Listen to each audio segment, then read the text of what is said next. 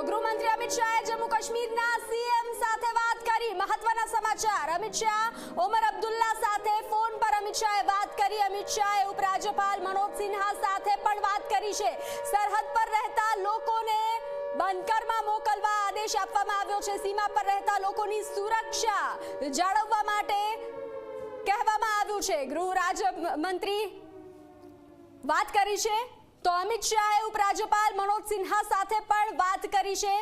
તો જમ્મુ કાશ્મીરમાં સરહદ પર રહેતા લોકોની સુરક્ષા માટે કહેવામાં આવ્યું છે।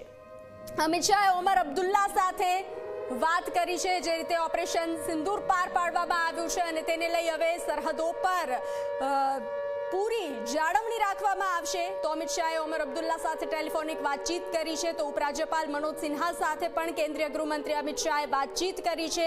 ગૃહમંત્રી અમિત શાહે જમ્મુ કાશ્મીરના સીએમ સાથે વાત કરી, સાથે ઓમર અબ્દુલ્લા સાથે તેઓએ વાત કરી। ઉપરાજ્યપાલ મનોજ સિન્હા સાથે પણ તેઓએ વાત કરી અને સરહદ પર રહેતા લોકોને બંકરમાં મોકલવા માટે આદેશ આપવામાં આવ્યો છે। તે લોકોને, સરહદ પર રહેતા લોકોને કોઈ તકલીફ ના પડે તેને લઈ બંકરમાં મોકલવા માટે આદેશ આપવામાં આવ્યો છે। જે બાદ, જે ઓપરેશન સિંદૂર બાદ જે તંગ માહોલ બની રહ્યો છે ભારત પાકિસ્તાન વચ્ચે, તો તેને લઈ અને હવે ભારત એલર્ટમાં આવી ગયું છે અને સરહદ પર જે રીતે લોકોની જાળવણી માટેની જે વાત કરવામાં આવી રહી છે, તો કેન્દ્રીય ગૃહમંત્રી અમિત શાહે જમ્મુ કાશ્મીરના સીએમ ઓમર અબ્દુલ્લા સાથે ટેલિફોનિક વાત કરી। સાથે